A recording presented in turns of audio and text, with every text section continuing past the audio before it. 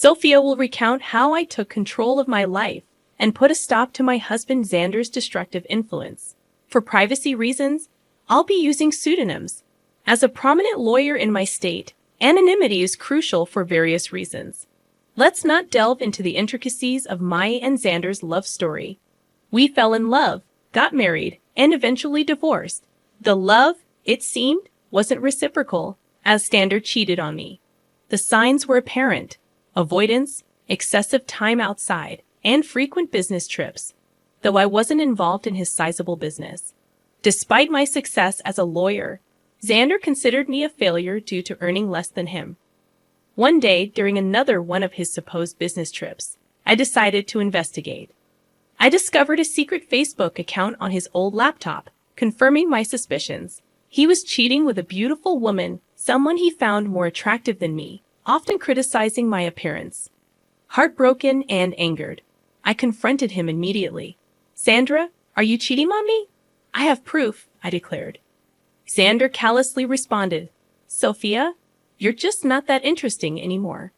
You're always engrossed in pointless cases, neglecting me. Besides, you're not a supermodel who can captivate me with looks alone." Confused, I retorted, "What are you talking about, Xander? I have a demanding job, and you knew that when we got married. I haven't neglected you. It's you who stopped coming home and refused to communicate." And that's how I discovered Xander's affair when I finally decided to confront him.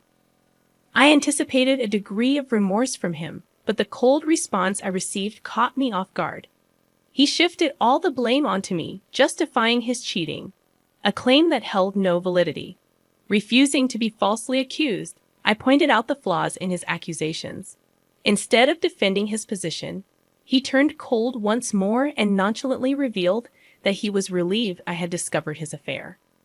In a chilling tone, Xander declared, "Good that you found out, Sophia. I no longer have to hide my beautiful girlfriend. She and I will have a perfect life together after I divorce your useless self. Finally, I will marry someone who's worthy of me and my name." His words hit me like a ton of bricks, sending a cold shiver down my spine. As he spoke of divorce, he not only insulted me but also asserted that I was not good enough for him. Accusing me of being a bad wife, he showed no remorse for his affair and even boasted about how a mistress would make a better spouse. Tears streamed down my face as he demeaned me, proclaiming his affair with pride. This was the man I had loved for over a decade, and his words left me shattered. Through my tears, I asked, "How could you say that, Xander? All these years, I've been beside you through thick and thin, honoring my vows and valuing you above all else." His callous response cut deep, dismissing my worth. "Well, Sophia, it doesn't matter anymore. You're just not right for me. I'm now a proud business owner, and a woman with average looks and a pretentious law degree won't do me any good." Feeling utterly demeaned, I protested. "How could you, Xander? I'm a capable woman, even if I don't fit your narrow definition of beauty. I've been a good wife to you, and now you're contemplating divorce." Correcting me, he stated coldly, "I'm not contemplating divorce, Sophia. I've already decided to divorce you. I'm done. I don't want to be with you anymore. I will file soon and have already hired a great lawyer. You better move out before I come home. I don't want to see your ugly face anymore." A few hours after Xander hung up on me, he sent the divorce papers through a friend who looked at me sympathetically. I numbly accepted the papers, shut the door, and cried miserably, letting the reality of my wasted years with a horrible man sink in. However, I decided I wouldn't let this break me. I was a strong woman who would take control of her life and teach Xander a lesson. When Xander's friend delivered the papers, he mentioned that Xander had talked about drawing out the divorce. Initially puzzled, it dawned on me that we had a prenup. Xander had insisted that I was entitled to half of his business if he cheated, something I had overlooked in my emotional turmoil. It made sense why Xander wanted to prolong the divorce. He hoped I would give up my rightful share. Determined not to let go of what was rightfully mine, I immediately called his lawyer and set up an appointment. Within 2 days, I moved out of Xander's house and into my childhood home, which was in my name. I texted Xander that I had already moved my belongings, asserting, "I took my ugly face and body out of your Dan house. Good that you've come to your senses and not making a fuss." Xander responded, boasting about his lawyer's reputation. But I calmly warned him, "I won't give you my business, that's for sure. For now, you will stay away from me." Determined to uphold the prenup, I was ready to face whatever challenges lay ahead. "I don't want to talk to you. You can only speak to me through my lawyers now, and I expect you to empty my house."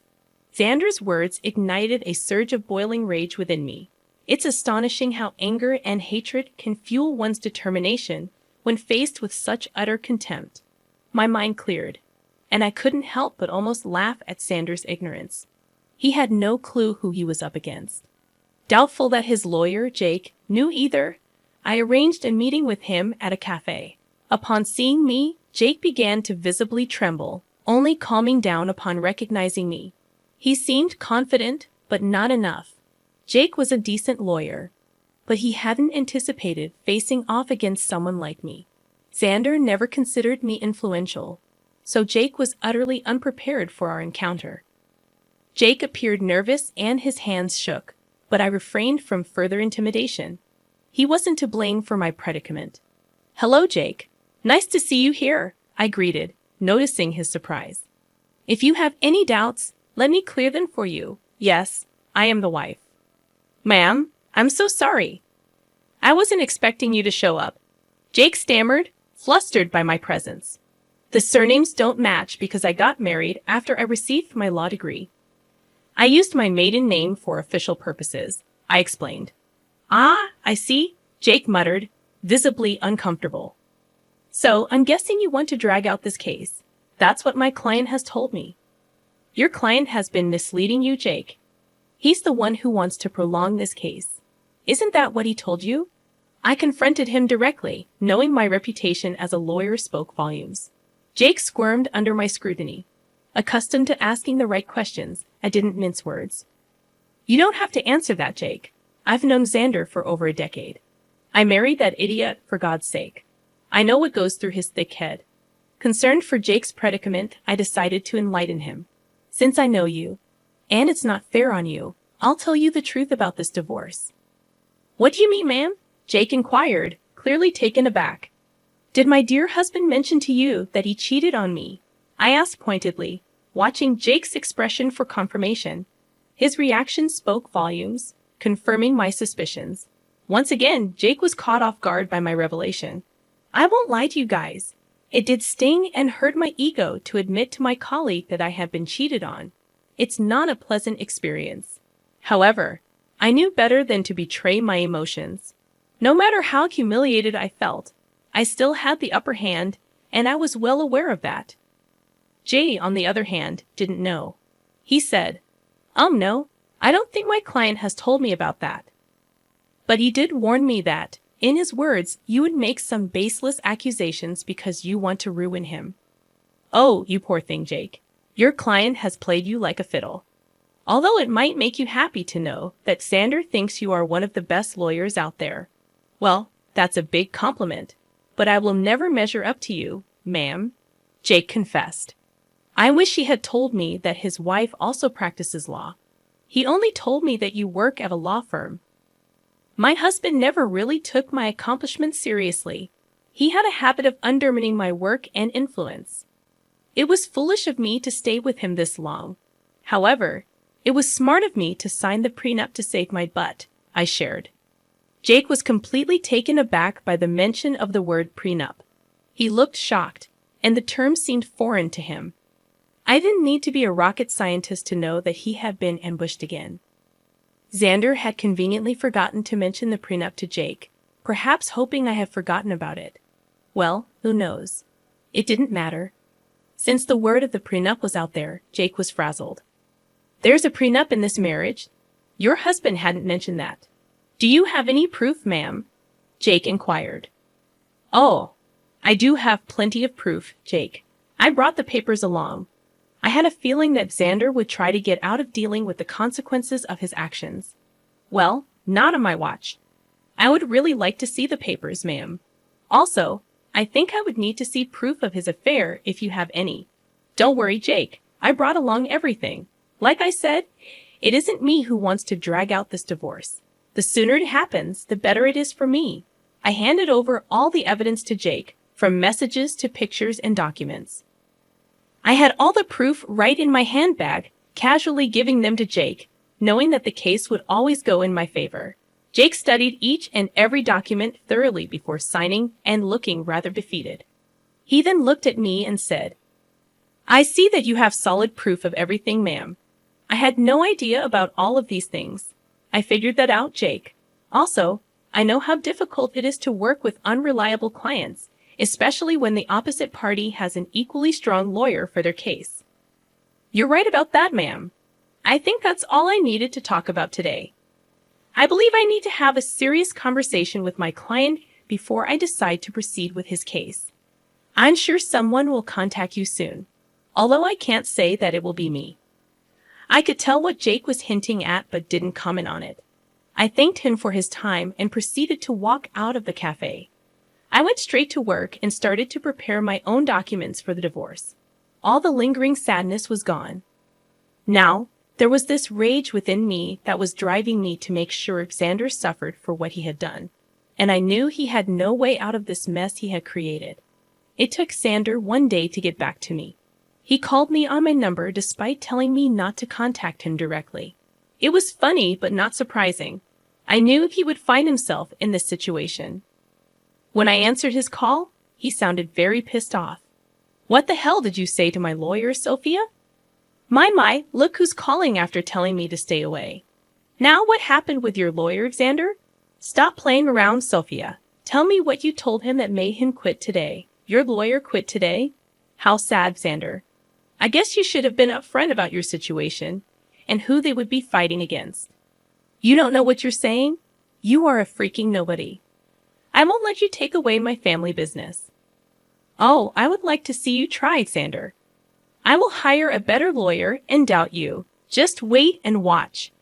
I will destroy you in court. You will come to me begging for mercy." "Well, sounds like a plan, Xander. Good luck with that. But a word of advice from a lawyer. Remember to tell your new lawyer about your affair and the prenup." When I said that, Xander simply hung up on me. It made me chuckle.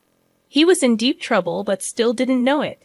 He would try every lawyer in town and see if anyone would represent him. I am a known name here, so people knew not to mess with me. Plus, anyone stupid enough to believe his lies would be dragged down to reality when I presented them with my ammo.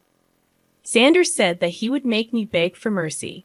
I knew that it would be a matter of time before he would come begging at my door. I was right in thinking that Xander would be back, begging at my door. He literally had no other choice.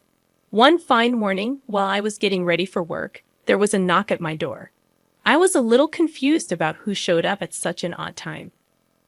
Imagine my surprise when I opened the door and found my soon-to-be ex-husband, looking forlorn and weary. I invited him in because I didn't want the scene outside my home. I was already dealing with enough. When he came inside, I said, "Make it quick, Xander. I don't have enough time to waste on you. I don't even know why you're here. We were supposed to strictly communicate through lawyers only." "Yeah, about that. I haven't found a good divorce lawyer yet." "Oh, that's sad for you, Xander. You better hurry up because I hear that your mistress has been dying to marry you. I'm not worried about her anymore. Listen, Sophia, we need to talk. You have been sabotaging my lawyer so that they wouldn't take my case. That is very unfair." I immediately laughed when he said that. I couldn't believe that Xander would have the audacity to pin the entire blame on me. This once again showed how little he valued my profession. He thought that just because he was willing to throw money, people would pull at his feet. Oh dear, that's an amazing joke, Xander. Let me just clear that misconception for you. I haven't been sabotaging anything. It's your stupidity that's causing trouble. I don't understand. What did I even do? Should I remind you how you lied to your lawyers about the affair and the prenup? That is enough to make them look like fools in court. Do you think lawyers would jump at representing unreliable clients like you? Besides, I will admit that my name will make a lot of people walk away. You may consider me to be useless, but I actually do have a good name in this profession. Yes, I know that now, Sophia. I've tried being open with lawyers too, but none of them are willing to help me. That's what happens when you try to go against an ironclad prenup. You really should have thought your affair through, Xander. Not that it matters now. The damage is done. No sane lawyer would fight for your cause. You'll be giving me half of your business. Xander's facial expression said it all. He didn't want to lose his business. I mean, that's why he tried to pick a good lawyer and drag out the divorce. He wanted to keep me hanging long enough until I would snap and just leave him alone without demanding half of his company. After a few days, it became clear to him that no one would take his side. Hell, he was even finding it hard to find any lawyer who would go against me. So, he did what he thought was his last resort. He started to cry and beg. Sophia, you know how much this business means to me. Please don't do this. You can take everything else, but please don't ask to split the business. Why not, Xander? You were the one who put in the clause of splitting the business in case you cheated. You think I will give up my rights that easily? I deserve it after the betrayal you threw in my face. It was all a mistake, Sophia. Believe me. I have actually put my relationship on hold because I know what a big mistake it was. Maybe, just maybe, we can give this marriage a try. I can say for sure that this hurdle will only make us stronger. Xander's words made me laugh out loud again. The audacity of this man was unmatched by anyone I knew. I really didn't know what to say. He was actually asking to get back together, as if I would be stupid enough to do that. I didn't know that he had put a pause on his relationship with his mistress. The rumors were out that the mistress was not happy, and neither was Xander. But if he thinks this will make me go back to him, he is dead wrong. I already made the mistake of marrying a piece of and learned my lesson the hard way. Plus, I knew why he was suddenly desperate to get me back. You must be delusional for suggesting something like that, Xander. I didn't come this far in life by being utterly stupid. I know that you want to get back to me because you don't want to split your business. Sophia, we were happy together. Let's just look past this one time and restart our marriage. I will cut off my mistress. I swear there's no reason to do that, Xander. Believe me, that woman is going to start running once she finds out that you won't be very rich after the divorce. As for me, this is my golden chance to get out of this sham of a marriage. I must thank you for showing your true colors before we had kids. Now you will reap what you have sown. With that, I was pretty much done with my piece. I immediately stopped talking while Xander kept begging and pleading with me not to take his business. It was a rather pathetic scene, but it didn't move me at all. Instead, it made me think of the times I went to bed crying because this piece of expletive I call my husband decided to betray me.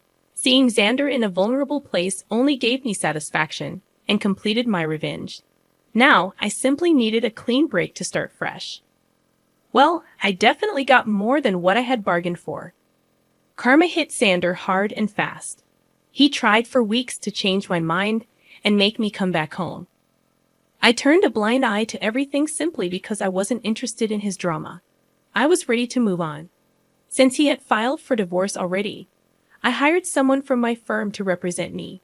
I'm not a divorce lawyer, so I couldn't do it myself. Besides, I wanted as minimum interaction with him as possible. After a month of trying to change my mind, he was forced to get a lawyer and ask for a clean break. He knew that if I took the case to court, he would only face humiliation and ultimately waste money on lawyers appointed by the court. So he receded and asked for a mutual split. The prenup made it super easy for me to get the divorce. Of course, I had plenty of proof to show everyone that Xander cheated. As per the prenup, he was supposed to give up half of his business to me. He wasn't happy. But there was no way out, so he signed over half of it to me. We did give him an offer to buy me out, but he had no money. Now, why would a big business owner like Xander have no money, you ask?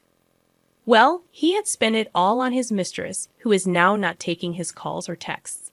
I guess she figured out that he won't be rich anymore. But now, no one is willing to date her because they know what a gold digger she is. What goes around comes around, I guess. Well, the mistress was the least of Sanders' troubles. With half of his business gone, his earnings were severely reduced. He had to sell his house because he didn't have much money to maintain it or even pay the mortgage properly. He's currently renting a condo that is a serious downgrade from the big mansion he stayed at. He did try to get back with me again in the hopes of regaining full control of his business. Well, safe to say that is never happening. He now either has to continue the way it is or manage to save enough money to buy me out. If you want to know about me, I'm actually doing pretty well. I have appointed someone to take care of my share of Sanders' business, and so far, things have been amazing. I ended up upgrading my lifestyle by buying a new mansion due to my combined income from law practice and business. Things are going well. I'm living my best life, and I honestly couldn't be happier. All in all, the divorce played out well for me. Instead of getting played by my ex-husband and his mistress, I ended up ruining their lives and bettering mine.